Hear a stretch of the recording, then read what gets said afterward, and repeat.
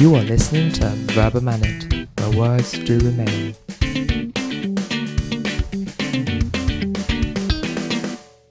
The military junta in Myanmar seized power from the elected government of Aung San Suu Kyi in February 2021. Since then, military authorities have cracked down on protests and dissent, killing some 1,269 people and arresting more than 10,000, according to the Assistance Association for Political Prisoners, an advocacy group monitoring the situation. Rights of citizens were suddenly suspended and free speech became a dangerous road to tread upon. The numbers of journalists arrested vary, going from at least 47 and into potential hundreds. The American journalist Danny Fenster, who recently made it back home from behind Burmese bars, was one of the lucky few who have been able to escape the tyranny that Myanmar finds itself in. Greetings and welcome to another episode of the podcast series Right the Wrongs. Every Wednesday and Friday, Right the Wrongs raises public awareness on pressing human rights issues and creates an incubator of activism. In this episode, we're talking about Danny Fenster, the journalist who narrowly escaped a potential life sentence for exercising free speech.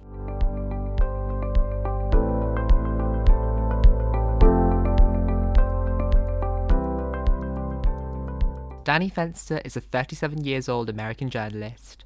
He was born in Detroit and studied at the Columbia College Chicago before receiving a master's degree in creative writing from Wayne State University. He worked for news outlets in Detroit and Louisiana before relocating to Asia in 2018. In August 2020, Fenster joined Frontier Myanmar. In February 2021, there was a coup d'etat in Myanmar by the Burmese military. Although the publishing license of Myanmar Now, the newspaper that Fenster formerly worked for, was revoked in early March, the outlet continued to report clandestinely. On the 24th of May 2021, at the Yangon International Airport, while waiting to board a flight back to Detroit to see his family, Danny Fenster was arrested for allegedly still working for Myanmar Now. He was sent to the notorious insane prison, used largely to repress political dissidents. It is known worldwide for its inhumane conditions, corruption, abuse of inmates, and use of mental and physical torture. Fenster was charged for incitement and for allegedly spreading false information under Section 17(1) of the Colonial-Era Unlawful Associations Act, in connection with his work at Myanmar Now. New Mexico's Governor Bill Richardson said, "I believe that we have to engage our adversaries, no matter how different our philosophies are. The way you deal with issues that divide nations is through humanitarian efforts before political differences. I think that is fundamental." This statement could only be made after Fenster had been brought back onto American soil, but his mind still lies on ground in Myanmar. Journalists find themselves in a dire situation, with no clarity as to how many arrests have been made or what might give into one. They are all levelled with heavy charges, as Fenster was, to keep them behind bars. But the future looks bleak for them. The humanitarian efforts that Governor Richardson lays down as fundamental must also transcend into the rights and liberties of the journalists who find themselves behind bars today. In the press conference held upon Fenster's return, he said that he wanted to keep the spotlight on those who are still in Burmese detention. This includes the at least 47 other journalists right now. 10,143 people have been arrested since the February 1st coup in Myanmar, including many ordinary Burmese who have joined protests against the military. On November 12th, the Myanmar military court sentenced Fenster to 11 years in prison, a much bigger sentence than that usually required for the crime he was accused of. He was the only one out of 4 foreign journalists arrested to receive a sentence. The others were already freed. However, a few days later, he was released from jail and managed to go back to his family in the United States. Indeed, Richardson went to Myanmar to talk with the junta chief. He made progress on getting humanitarian aid and vaccines into Myanmar, which had been an issue since the coup. While Richardson is a private citizen and no official discussions were held between the US government and the Burmese junta, it is believed that thanks to Richardson's discussions with the military chief, Danny Fenster was released and got back to the US.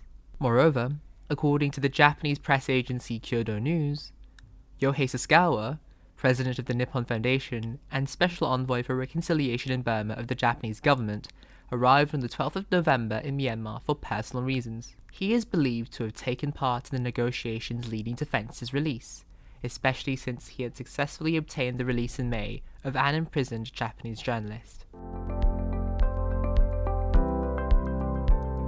When he was reunited with his family after being detained for 5 months, Fenster thanked those who campaigned for his release, but also reminded the American press that many journalists were still being detained in Myanmar. He wants to keep the spotlight on approximately 47 journalists, according to the UN, who are still detention in Myanmar. After a well-needed rest, Fenster has affirmed that he will go back to work and concentrate on helping all the other journalists and prisoners of conscience. Richardson said he made no promises in exchange for Fenster's freedom, and that they did not ask him for anything. During a stop in Doha on Monday night, Richardson attributed the military's abrupt release of Fenster to efforts to work with the government of Myanmar on humanitarian assistance on vaccines. In New York, Richardson credited a collaborative effort involving advocacy groups, US lawmakers, administration officials, and Fenster's family for ending the journalist's detention. The Committee to Protect Journalists, or CPJ, welcomed Fenster's release on Monday and called on the authorities in Myanmar to release the other journalists who remain in jail. Myanmar authorities should follow this gesture with the immediate release of the dozens of other journalists held in prison merely for doing their job of reporting the news, Stephen Butler, CPJ's Asia Program Coordinator, said in the statement. After taking an obvious anti-junta stance, the United States could not officially negotiate with the junta without giving it legitimacy as a government in Myanmar, and hence had to resort to using Richardson's negotiations, who was acting in the capacity of a private citizen. The Biden administration, which has sought to elevate human rights as a foreign policy priority, announced sanctions in late March in coordination with the European Union that named military officials and other entities in Myanmar for their violence against democracy advocates.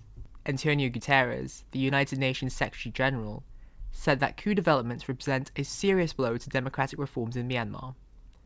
The US Ambassador to Myanmar, Thomas Vajda, called the bloodshed across the country on March 27th horrifying.